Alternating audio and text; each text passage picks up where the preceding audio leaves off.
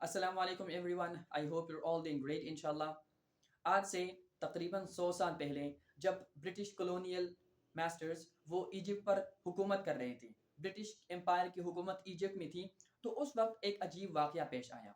Court में एक आदमी को लाया गया जिसने एतराफ़ किया कि मैंने अपनी बीवी को कत्ल किया है, और काजी ने उससे पूछा कि भाई आपने अपनी बीवी को क्यों कत्ल किया है, तो उसने जवाब दिया कि it is because I saw her with another man, मैंने एक और मर्द के साथ अपनी बीवी को देखा है, और क्योंकि मुझे गुस्सा आया, मैं नाराज़ हो गया, तो मैंने जोश में आके, जज्बे में आके अपनी बीवी का कत्ल कर दिया।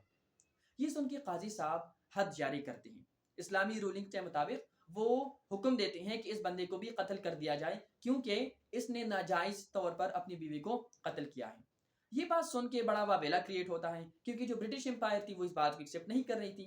उनकी एडमिनिस्ट्रेशन थी, उनकी हुकूमत थी, तो उन्होंने काजी से कहा कि आप अपने फैसले को रिवर्स कर लें, क्योंकि उसने तेज में आकर, गुस्से में आकर, जज्बे में आकर अपनी बीवी को कत्ल किया है। तो पहली बात तो ये है कि वो इमोशनल था, और दूसरी बात ये है कि ये उसकी बीवी थी, तो इसमें कोई गलत बात नहीं है कि उसने अपनी बीवी को मार दिया। लेकिन काजी रहमतुल्लाह अलैह वो फरमाती हैं कि देखिए, आपकी दीन में शायद ये बात हो, शायद आपकी कॉन्स्टिट्यूशन में ये लिखा हो, लेकिन हमारा दीन इसकी इजाजत नहीं देता। हमारी दीन में इस तरह का राइट अल्लाह सुब्हानहू व तआला ने मर्द को दिया ही नहीं कि वो एक औरत को इस तरह देखे और उसे शूट कर ले, उसे मार दे। भाई ये मारना आपके हुक्म से होगा, मर्द साहब, भाई साहब, खाविन साहब, या फिर ये हुकूमत की मर्जी से होगा। यानी सजा देना ये हुकूमत का काम है, ये आपका काम तो नहीं है। इवन अगर आप कहीं भी कि ये सजा डिजर्व करती है, तो सजा भी सिर्फ और सिर्फ डिवोर्स की सजा आप उसे दे सकती हैं। ठीक है, मेरे इल्म में कमी हो सकती है, लेकिन जितना मैंने स्टडी किया है तो उसमें सिर्फ और सिर्फ ये है कि आप अपनी बीवी को डिवोर्स दे सकती हैं। मारने का हक आपको किसने दिया है? ठीक है, अगर आपको बहुत बुरा लगता है कि उन्होंने कोई बहुत बुरा काम किया है, तो आप कहते हैं कि तलाक तलाक तलाक, बस डिवोर्स हो गई। बट इट्स नॉट कि आप लाठी उठाकर उसे इस हद तक मारे कि वो मर जाए।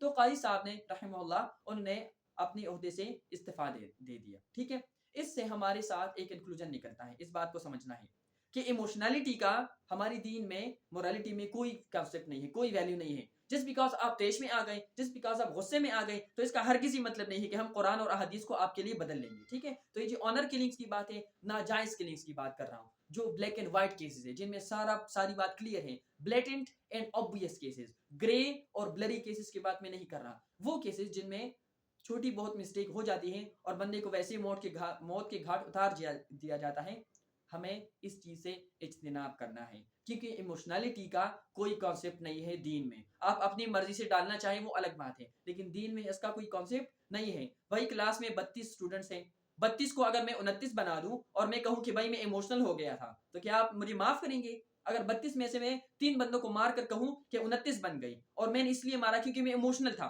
तो क्या आप मुझे माफ करेंगे? अगर वहां पर माफ नहीं करना, तो यहां पर फिर कैसे माफ करें? आपको समझ आ रही है ना? तो इस बात को समझना है कि दीन आपकी जागीरदार नहीं है। ठीक है, आपने दीन को फॉलो करना है। अगर खुद को मुसलमान कहते हैं तो, अगर खुद को मुसलमान कहना है तो दीन को फॉलो करना है। हाँ, वो अलग बात है, खुद को मुसलमान नहीं कहते फिर आपकी मर्जी है, लेकिन मुसलमान हो तो दीन को फॉलो करना है भाई, कोई दूसरे ऑप्शंस नहीं है। आप इमोशनल होते हैं, आप जज्बाती होते हैं, आप हसास हैं, तो हसास हसास पसास को घर पर छोड़ लें।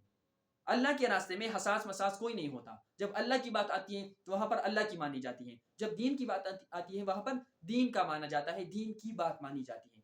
तो इस बात को हमने गौर से समझना है, इस पर फोकस करना है और इसे अपने दीन में इम्प्लीमेंट करना है कि अल्लाह का दीन वो किसी भी तरीके से हमसे मिस ना हो।